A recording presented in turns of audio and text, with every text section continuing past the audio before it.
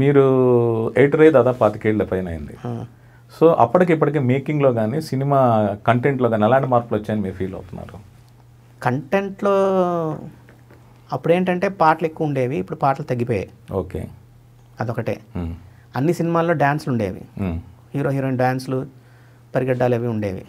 ఇప్పుడు అవన్నీ తగ్గిపోయి మోంటాజులు, కథలు వస్తున్నాయి.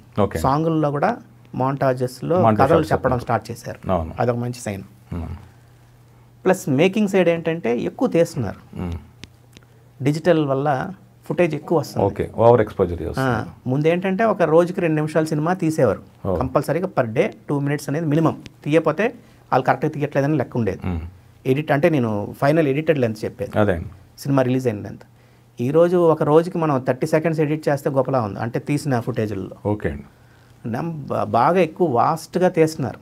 అంటే దానికి కారణం డిజిటల్ అన్నా లేక తీసే డైరెక్టర్కి క్లారిటీ లేకపోవడం. ఓకే, క్లారిటీ, ఈ యాంగిల్ కూడా బాగుండొచ్చేమో, ఆ యాంగిల్ కూడా బాగుండొచ్చేమో, సరే 2 తీసేద్దాం, ఫుల్ షాట్ రన్ చేసేద్దాం కెమెరాలో, ఎక్కడ కట్ అయితే మళ్ళీ అక్కడ మళ్ళీ ఫుల్ షాట్ ఇంకోటి తీద్దాం. Okay, number of angles, number of technology పెరగడం వల్ల అంతే. అంటే స్క్రిప్ట్కి సీన్కి ఎంత అవసరం అంత తీయట్లేదు, వాళ్ళ మేకింగ్ తాలూకు ఏబిలిటీస్ చూపించుకోవడానికి సినిమా తీస్తున్నారని మీరు అనుకుంటున్నారా? అంటే అవి కొంతమంది అండి. ఓకే సార్ ఇది వైట్ షాట్ తీసాం సార్, చాలా కష్టపడి తీసాం, లైటింగ్ వేసాం, పెట్టండి అంటారు. అక్కడ అక్కర్లేదు, సీన్లో అక్కర్లేదు అంటే మేము నిర్దాక్షణగా తీసి పడేస్తాం. ఓకేనండి, అక్కడే గొడవలు అవుతుంటాయి కెమెరామెన్కి, ఎడిటర్కి. అవును, అందుకే మేము జనరల్గా మేము చేసే సినిమాలకి కెమెరామెన్ని వద్దని చెప్తాం, రావద్దని చెప్తాం, రావద్దని చెప్తాం. ఓకే అండి, షార్ట్ గురించి ఎవరు సినిమా చూడరు, సినిమాలో కథ ఉందా లేదా, అవును, ఆ కథకు ఉందా లేదా అని చూస్తాం. అవును సార్ కష్టపడి తీసాను సార్, నేను ఏలాడుతూ తీసాను సార్, ఈ షార్ట్ వేయండి అంటారు. ఆ సినిమాకి అక్కర్లేదన్నప్పుడు ఎందుకు అనేది మా ఆర్గ్యుమెంట్. ఓకే అండి, ఇలా ఉంటాయి ఈ డిస్కషన్లు, అందుకే కొంచెం ఉంటాయిలేండి కొన్ని గొడవ. ఇప్పుడు మీరు పూరి జగన్నాథ్ గారి సీన్ చాలా క్రిస్ప్గా ఎంత మేరకు అంత మేరకు ఉంటుంది. ఆయన సినిమా సూపర్ హిట్ సినిమాలు చాలా చేశారు మీరు.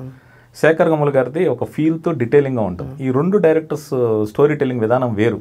అవునండి, ఈ రెండింటికి ఎడిటింగ్లో మీరు ఎలా చేసేవాళ్ళు? అంటే వాళ్ళు తీసిన ఫుటేజ్ ప్రకారం చేసేవాళ్ళ లేక డైరెక్టర్ కావాల్సిన స్టైల్ ప్రకారం వర్క్ చేసేవాళ్ళ? లేదండి, కథకి ఏం కావాలనేది చూసుకుంటాం మేము. ఓకే, శేఖర్ కమల గారిది, ఇంద్రగంటి మోహన్ కృష్ణ గారిది, బొమ్మరిల్ భాస్కర్ది కొంచెం స్లో నేరేషన్ అంటే స్లో నేరేషన్ కాదు, డీటెయిలింగ్, ఆ ఫీల్ ఇంపాక్ట్ కోసం. అది ఇప్పుడు హీరో ఒక వైజాగ్కి వెళ్తున్నాడు అంటే శేఖర్ గారి సినిమాలో ఆటల్లో ఏంటంటే చిన్న ఎస్టాబ్లిష్మెంట్ షాట్లు పడి వస్తాయి. జగన్ గారి సినిమాలో హీరో వైజాగ్ వెళ్తానంటే కరెక్ట్గా ఆల్రెడీ ఇంట్లో ఉంటాడు, ఇంట్లోనా బీచ్, కమర్షియల్, బాగా కమర్షియల్ కటింగ్ అలాగ ఉంటుంది. అవునండి, కాబట్టి ఆ 3 పెట్టుకుంటామండి. ఓకే, ఆ 3ని పట్టుకొని చేస్తాం. ఓకే, జగన్ గారు అయితే ఎడిటింగ్ జనరల్గా రారు, ఎడిటర్ నేను నమ్ముతాడు ఆయన ఫుల్. ఓకే, కాబట్టి మేము ఆయన దగ్గర నాకు తెలిసి ప్రాబ్లం ఏంటంటే ఇది అక్కర్లేదు ఇది అక్కర్లేదు తీసేస్తూ ఉంటాడు. ఓకే, ఆయన ఆపాలి, సార్ ఇది ఉంచితేనే కరెక్ట్ అని, లేకపోతే అర్థం అవుదని చెప్తే ఆయన వింటాడు ఆయన. ఓకేనండి, మిగతా వాళ్ళ దగ్గర ఏంటంటే మేము కొంచెం ఈసారి తీసేద్దాం సార్, ఇది అక్కర్లేదు సార్, మీరు రాసుకున్నారు కానీ అక్కర్లేదు సార్, అర్థం అవుతుంది తీసేద్దాం, ఇలా ఉంటాయండి. డైరెక్టర్కి చేంజ్ ఉంటుంది. ఎవ్రీ క్యారెక్టర్కి డీటెయిలింగ్ ఉంటుంది. ఈ సెన్సిబుల్ ఫిలిమ్స్, కొంచెం పొయిటిక్ ఫిలిమ్స్కి ఒక ఫీల్ గుడ్ సినిమాల వాటిలో ఆ క్యారెక్టర్ ఎస్టాబ్లిషన్ కావచ్చు, ఎమోషన్స్ తెలియజేయడం డీటెయిలింగ్గా ఉంటుంది. అవునండి, కొన్ని సీన్లు మేము అనుకునేది రీఎడిట్ అంటారు, మేము చేసింది ఫస్ట్ సినిమా జనరల్ ఫస్ట్ కట్కి నేను ఎవరిని డైరెక్టర్ని రావద్దు అంటాను. ఓకేనండి, ఎందుకంటే మీరు వచ్చి నాకు కట్టు స్టార్ట్ మార్కు చెప్పితే నేను ఎందుకు సార్, ఆపరేటర్ చాలు. అవును, అసలు సినిమా ఏంటో తెలియకంటే మీరు ఇయ్యండి రష్, మేము ఎడిట్ చేస్తాం. మీరు అనుకున్న దానికంటే బెటర్గా ఉంటే వదిలేయండి. ఒకవేళ మేబీ మీ తప్పు అయితే మీరు ఎలాగా ఉన్నారు మీరు చెప్పడానికి, మాకు ఇది ఇలా కావాలి, నేను ఇలా అనుకున్నానని చెప్పడానికి. కాబట్టి మాకు వదిలేయండి సార్, మా ఇన్వాల్వ్మెంట్ ఎక్కువ ఉంటుందని చెప్పి మేమే నేనే ఫస్ట్ కట్ నేనే చేస్తాను. ఓకే, అన్ని సినిమాలకి చేసింది. కొన్నిసార్లు రీఎడిట్లు అలా అంటారు, నేను అనుకున్నది రాలేదంటే నేను ఇలా అనుకుని తీసాను, నువ్వు ఇలాగ ఎడిట్ చేస్తావు అని అంటారు. ఓకే, అప్పుడు ఆర్గ్యుమెంట్ ఉంటుంది. బట్ కొన్నిసార్లు మా ఆర్గ్యుమెంట్ ఓకే వద్దు, కొన్నిసార్లు వాళ్ళది కరెక్ట్ అనిపిస్తుంది, ఓహో ఇలా ఆలోచించి తీసారా వీళ్ళు ఓకే అని చెప్పి రీఎడిట్ చేస్తాం. ఇలాగ ఉంటాయండి. ఓకేనా, అంటే ఎడిటింగ్ కావాల్సిన టైం ఇస్తున్నారా మీకు? అంటే రిలీజ్ రష్లో మిమ్మల్ని ప్రెషర్ పెట్టడం అలా ఉంటుందా? నాకైతే నేను ముందే కండిషన్ పెడతానండి, నేను నా సైడ్ నేను ఎడిట్ చేయడం టైం పడుద్ది. ఓకే, కాబట్టి మాకు టైం ఇవ్వండి అని అంటాను. ఓకేనండి, కొంత మరి రిలీజ్ డేట్లు వచ్చేసి పెద్ద సినిమాలు ఆ డేట్కి రిలీజ్ అవ్వాలి అంటే కొంచెం ప్రెషర్లో మేము వర్క్ చేస్తాం. ఓకేనండి, అంటే దాదాపు ఒక సినిమాకి ఎన్ని వర్కింగ్ అవర్స్ పడుతుందండి మీరు ఫైనల్ ఎడిటింగ్ చేయడానికి?